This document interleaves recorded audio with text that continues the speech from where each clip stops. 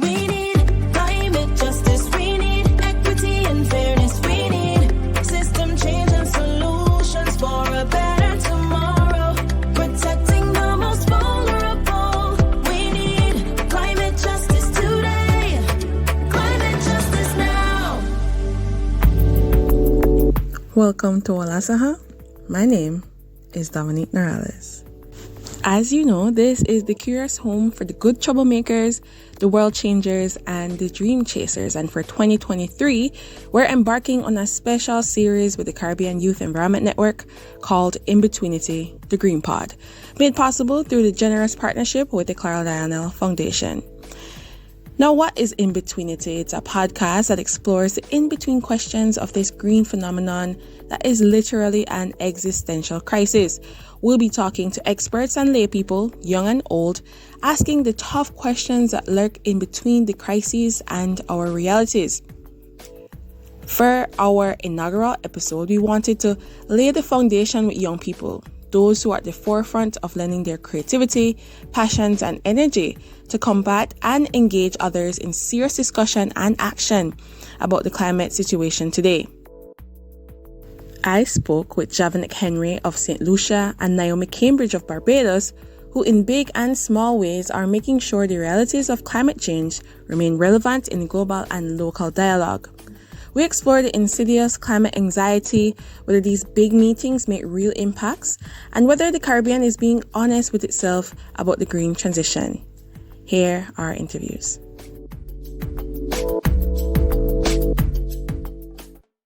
Earlier on, you mentioned how sometimes it becomes difficult, for people living in the climate space, just in terms of, being able to remain motivated and to feel that, is this really worth it? Like I often ask that question, and I often share that question with my colleagues as well, is that are we, like you're saying, that small drop in the bucket, does it really have an impact? But of course, we know the importance of collective action, and when you add all of that. But in terms of climate anxiety, like you mentioned it, it's a case where, I'm going to go a bit of religion in here where they'll tell you that, you don't know what's going to happen tomorrow. It's the supreme being knows all that and whatnot. But with the climate crisis, we actually have a good idea of what's happening tomorrow in our environment. We actually have a fair idea of what's going to be the situation in our islands 10 years from now, 20 years from now. And the science is pretty clear at this stage. So whereas why I use the religion context is that, there's always that uncertainty, that aspect. But in the environmental aspect, we know what's going to come and we know what is required to be done to prepare for it. And of course, there comes the question of ambition and whether we're really going to do it. So I think it can be a bit frightening. I always tell people that I'm definitely not a scientist, but when I see the data which is scientists provide, and when they do the modeling and so on, it can be scary. Really easy to feel climate anxiety, and talking in like a general sense, not for only members of small island developing states, but globally, when you have things like the climate clock, and when you have social media just spewing out all of this information about flooding and refugees and all of these negative things that are happening, and with us having only about 6 years to fix the issue, it can be really overwhelming, especially like you said, for people like me who are in the Caribbean and people who are the most vulnerable to the issue. And it feels like very little is being done and people are not taking it as seriously as they should. It can be really overwhelming and make you feel a sense of hopelessness, which I think is really counterproductive actually, because, well, first of all, the way that I combat the climate anxiety that I would feel is really filtering the social media that I see online. So for me, it's mainly Instagram that I use to keep up to date with climate activism and climate change news and whatnot, and whatnot. And when I see all of these things happening, it can be really overwhelming. So what I tend to do is, if you notice, I don't really tend to share super negative things going on, even though there's tons going on, but I try to share positive news. I try to share ways that people can help. I try to share other activists and what they're doing, because when you have climate anxiety, what happens a lot is that people see how big the issue is, and then they tend to feel like, oh my gosh, this is so scary and there's nothing I can do about it because there's so many different roadblocks and this issue is way bigger than I am. And then when you feel like that, you feel hopeless and then you do nothing, because that's the way we're kind of wired. When you get so overwhelmed, you kind of shut down.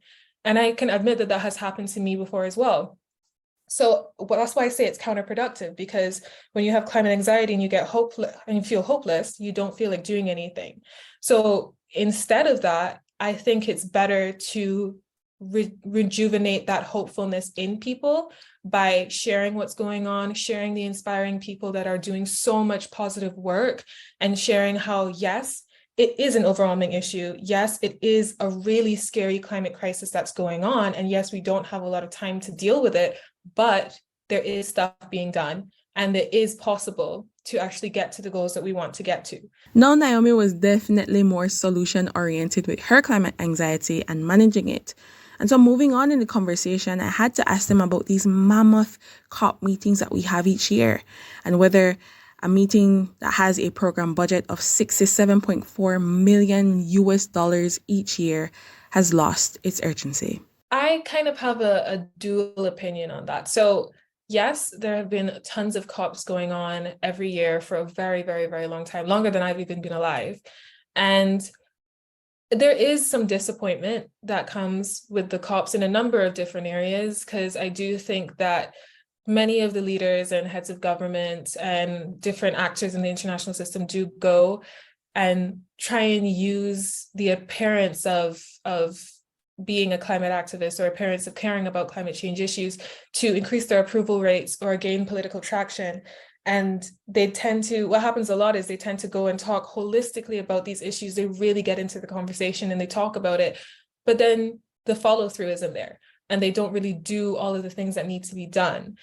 But I would disagree, though, that it's not just another meeting and there hasn't been any improvement, because, for example, the last two COPs, COP26 and 27, really made its way into the mainstream. And I think that has to directly do with the urgency of the climate crisis.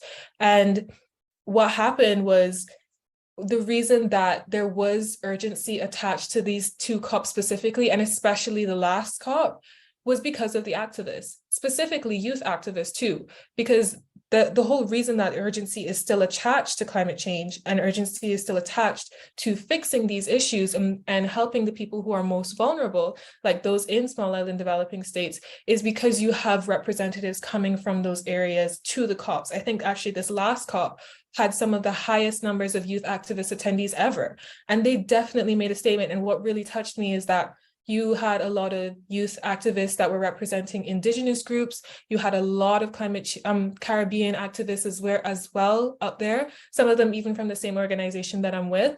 And then you had those people not only spreading awareness of the issues, but also holding people accountable, what I would call climate culprits in check. They held those leaders accountable. They showed the issues that were going on. They were very vocal about things that are usually hush-hush, for example, like how Coca-Cola was one of the sponsors of the last COP and they're one of the major polluters in the world. And they really actually didn't just go there and play politics. First of all, I'm going to throw a controversial question out there in response to your question. Do we really need a UNFCCC COP every year? You know, and I, of course, we all know, it's an annual event and so on, big political statements, blah, blah, blah, pledges and so on. Oftentimes, we don't really meet the pledges. Oftentimes, it's a COP to say that we didn't achieve the progress last year, but we're gonna delay on it until next year. I mean, we saw what happened with loss and damage. Of course, we agreed somewhat to establishing a fund, but it's gonna be interesting, COP28. In any case, why I said it? It's a case where I think definitely it has lost its urgency, because we always speak about ensuring the urgency that, small islands, the situation we face, we run out of time, 2030 agenda, then you have on the mitigation end in terms of net zero emissions and all of that, blah, blah, blah, the financing, not meeting our financing goals. And it keeps being repeated. I mean, for the past few years, I've been hearing of the $100 million goal. And fact of the matter is, I keep hearing it every year. I'm like, so, and that's why it gives me to wonder whether there is really a need for a COP every year. But that's not for me to decide, but just an outside forte. But I think definitely has been sort of, I don't want to say over politicized, but on the urgency front, I really wish that we would see actually sort of moving of the needle to a greater extent when we get to these COP stages.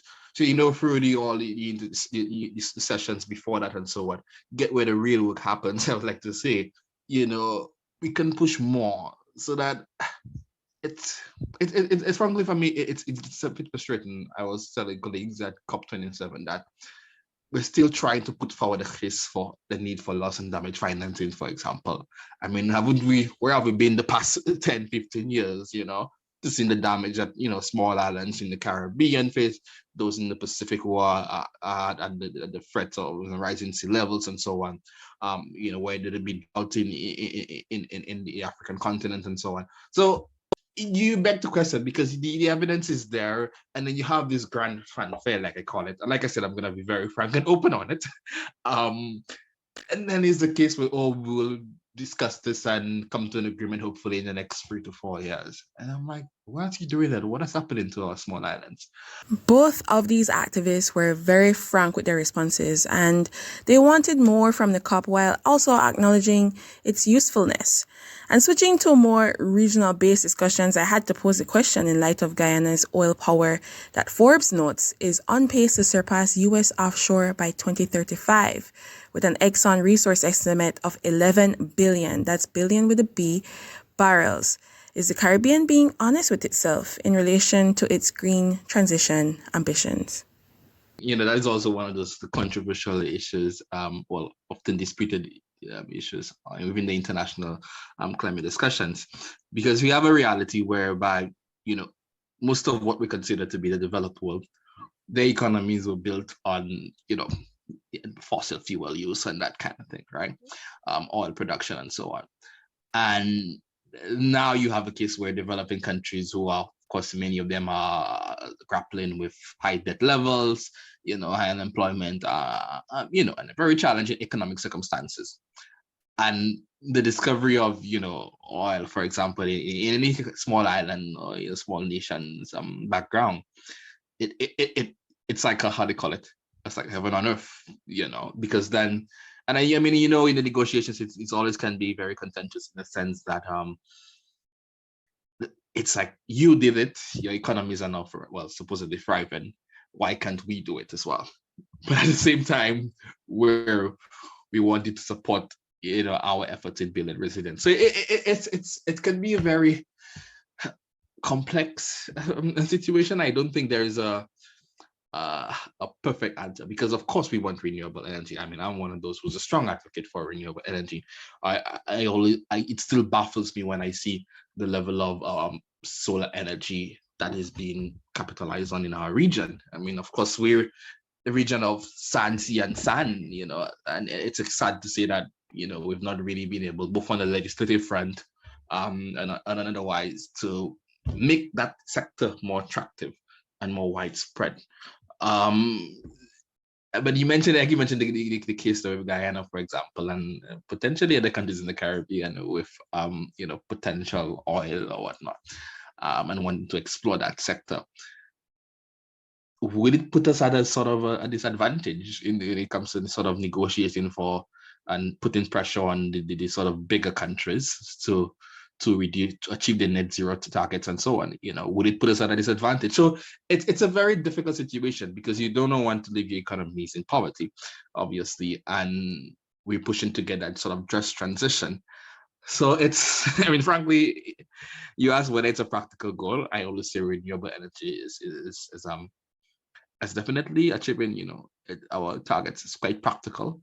The challenge is, how do we strike the balance? And I think that is critical. When you look at states like Guyana, who recently just found all of this oil and is really gaining development from it, yes, it's beneficial for them, since they have been an underdeveloped state, in a state that has suffered a lot in the international system. I get that, but I still think that the main priority has to be in check. Because, like we said, 2030 is kind of our, for lack of a better word, our doomsday date. And when you think about what that means and the urgency of our transition to renewable energy, I think it's a huge necessity. And the thing is, the research has already been done, and the practicality and science of transitioning to renewable energy has already showed that there is countless benefits to that transition, not only in terms of climate preservation, but economic benefits as well. And I think that if we as a region really focus wholeheartedly on that transition, then it can become a reality. However, though, we do face a lot of different roadblocks, I think, that were expressed at the COP as well. We do face different roadblocks, for example, like debt constraints and a lack of resources and those different things. But I will commend us, though, because we have been trying. We have definitely been trying. For example, I think in Barbados, because I can only speak for Barbados, for example, we've partnered with the Global Green Climate Fund, which is supposed to be setting up a green bank for a green bank headquartered in Barbados that is for the region to finance renewable energy projects. And then, of course, the government also has their Energy Smart Fund, which does the same thing. And then Prime Minister Motley was spearheading the Bridgetown Initiative, which is supposed to essentially help developing countries to finance their climate resilience, since they are the most vulnerable, as we've established multiple times. So yes, I do think that there is some benefits to, yes, the fossil fuel usage and the oil that we found in Guyana, but I think that we still need to focus on the real issue at heart, because climate change is the biggest threat facing our region. And if we have all of this development and we have all of this revenue coming into our country, okay, how sustainable is that? Because you still have the issue of, if a devastating hurricane was to hit, if an earthquake was to hit, if you had a tsunami, whatever it is, a lot of that will be wiped away. There you have it, our young foundation peoples questioning the narrative, grappling with the Caribbean formula of the green transition, and climate anxiety that operates in between the lines of everyday people and their lives. Thanks for joining us here at Wallasaha for the inaugural episode of INBETWEENITY, the Green Pod, made possible through the kind generosity of the Clara Lionel Foundation.